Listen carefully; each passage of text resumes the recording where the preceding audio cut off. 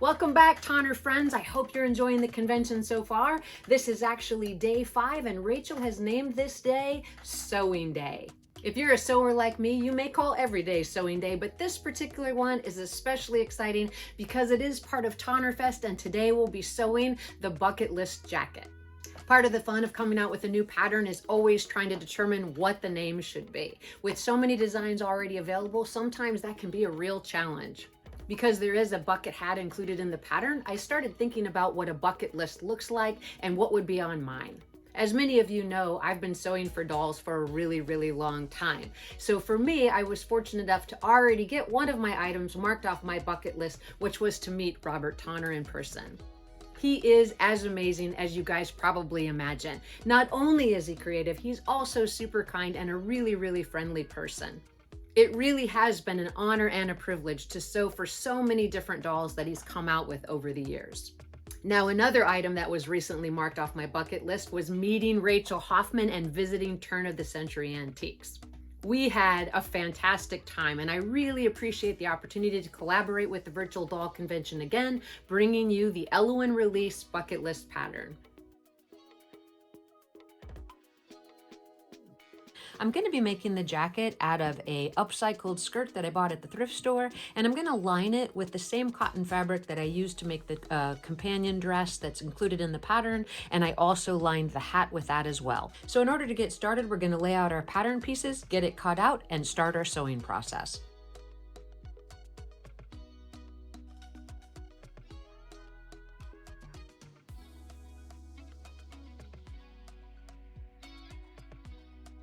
The first thing that we want to do before we remove the pattern from the actual fabric is to take some small clips in towards the curved edges of the pieces of the jacket so that sewing it together will be a little bit easier. Once I have those clips in place, I'm going to go ahead and grab the side front section and sew the darts.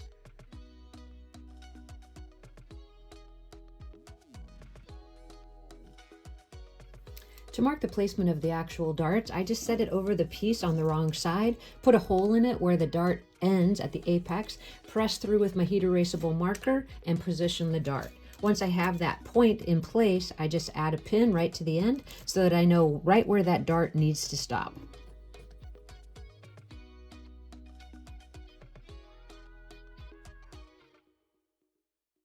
You're going to leave the strings a little bit long so you have an opportunity to tie that dart off.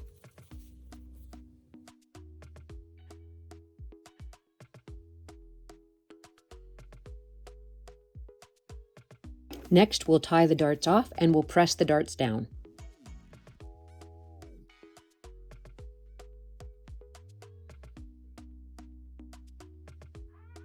From here, we're going to grab our front sections and sew the side front sections to the front.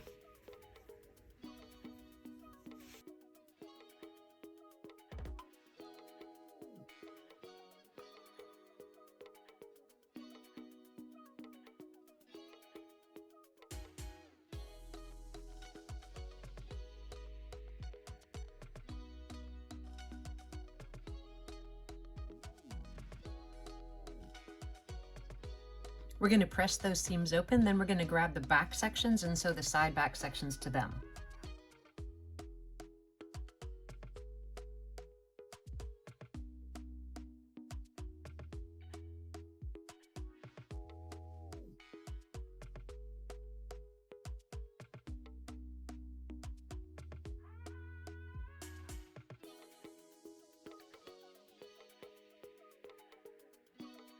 This jacket design lends itself well to doing some top stitching, but it is optional.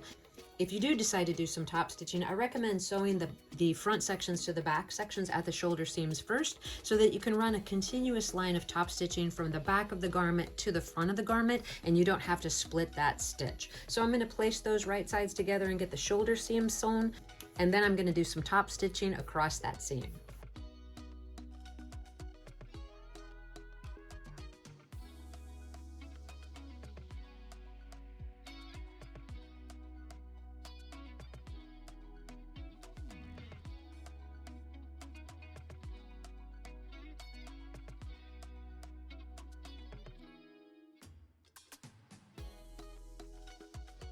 So here's a view of the top stitching after I finished it. I decided in this case I'm just going to do one line of stitching, and I chose to do that on the inside of the line. It really doesn't matter whether you do it on the inside or the outside, you just want to make sure you do it in the same location on both sides of the jacket. So now that we have that first portion of our top constructed, I'm going to grab our collar piece and sew it with right sides together, leaving the neck edge open. But before I do that, I want to prepare the little tab pockets that are at the front of the jacket. Pockets add a great detail to outfits, and I think that they can be very, very challenging, but I found a really interesting and cool way to make them a little bit simpler that I want to share with you today. So you're going to look at the pattern piece and you're going to fold in 1/4 of an inch down both sides and through that point, leaving the upper portion of the pocket unfolded. You're just going to press that very carefully with your iron, and be careful of your fingers that you don't actually burn them as well.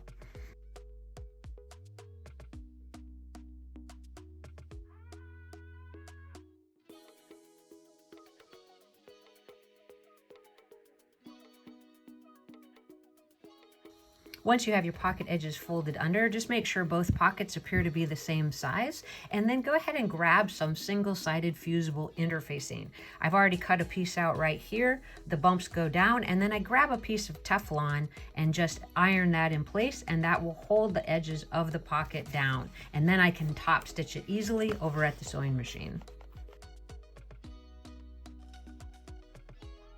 With our pockets prepared, we're going to take the collar over to the sewing machine so it right sides together, and then we're also going to do the top stitching of those front pockets.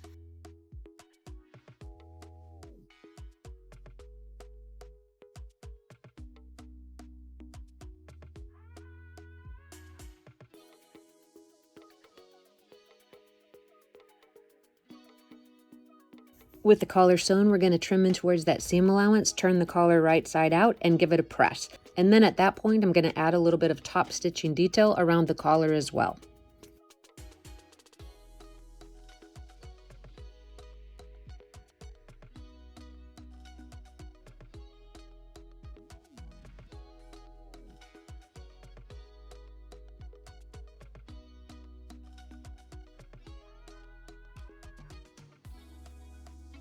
With our collar turned and pressed and our top stitch in place, we're going to find the center of the collar, and then we're going to match it to the center back of the actual jacket. So I've already put a pin here where the center back is. I think it's helpful to take a few clips in towards the raw edge of the collar, as well as around the circular edge of the neckline as you pin the collar in place. Now I'm just going to baste it in place, and I'm actually going to secure it in place when I apply the lining to the jacket. So those are the next couple of steps. Let's get those done, and then we'll attach the front tab pockets.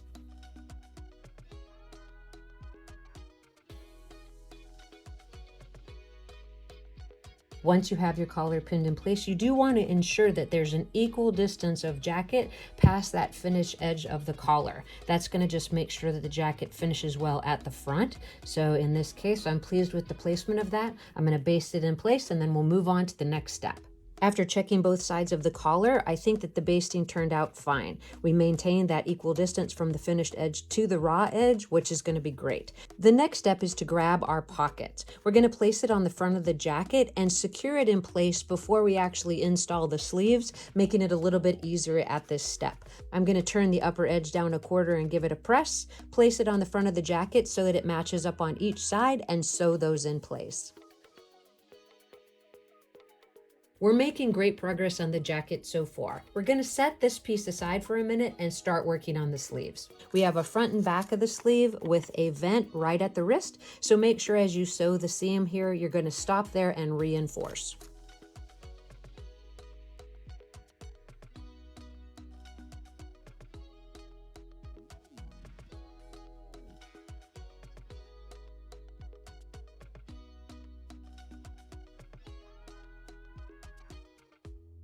With the sleeve seams pressed open, I'm actually going to do a little top stitching on the back of the sleeve before I attach it to the jacket.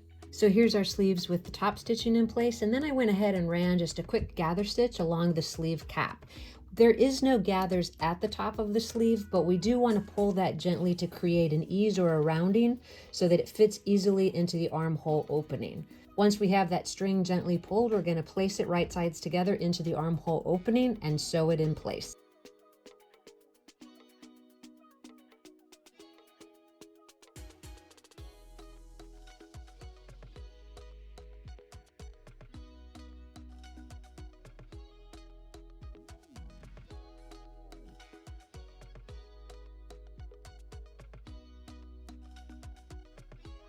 Well, we've got our sleeves sewn on and I think everything is coming together really, really good. So we're gonna look to the inside, we're gonna trim back the seam allowance on the inside of the sleeves. Then we're gonna place the jacket right sides together and sew the side seams.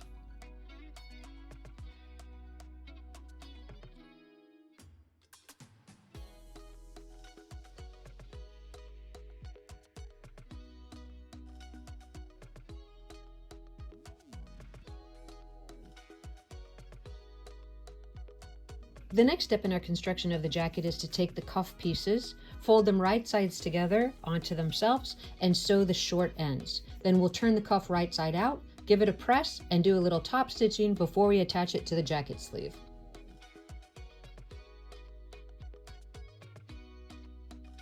With the cuffs sewn, turned, and pressed, we're going to take the sleeve of the jacket, pin the cuff with it right sides together, matching right up to the finished edge of the vent, sew it in place, and then we'll start the lining pieces.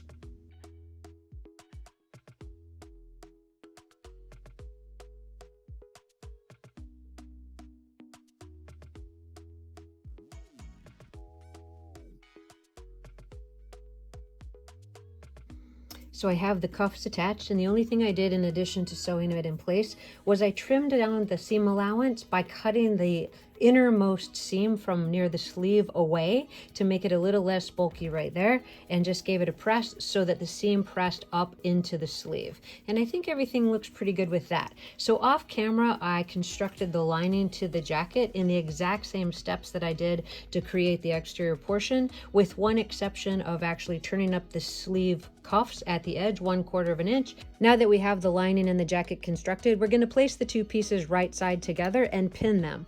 We're going to sew up both front openings and around the neckline, leaving the waist edge of the jacket and the lining unsewn.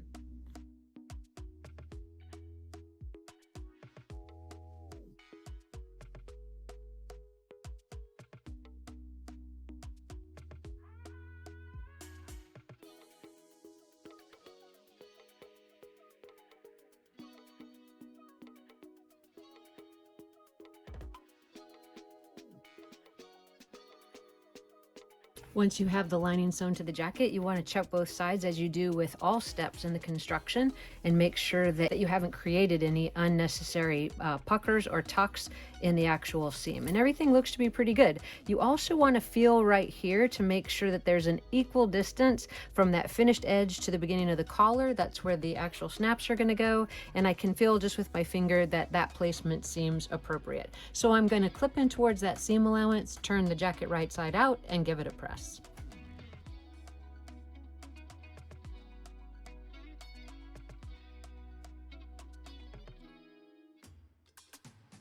Once you have the jacket turned right side out and everything on the front is pressed and the sleeve lining is pressed into the sleeves, we're going to base the waist edge of the lining to the actual jacket, and then we'll actually get the waistband attached. We're going to grab our waistband, turn one of the long edges up 1/4 of an inch, and give it a press.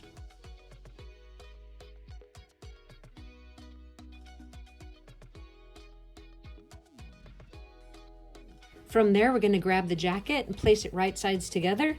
We're going to make sure that there's a 1/4 inch overhang at each side, pin it in place, and sew the waist seam.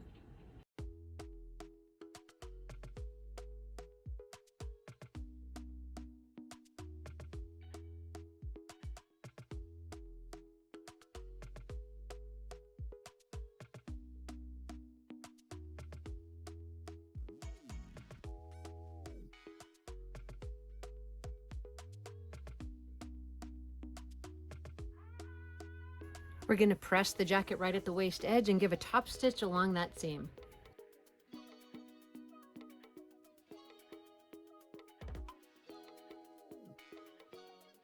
With our top stitch in place, we're going to fold the extra waistband in towards the jacket, turn the folded edge up, and hand finish it to the inside of the garment near the lining.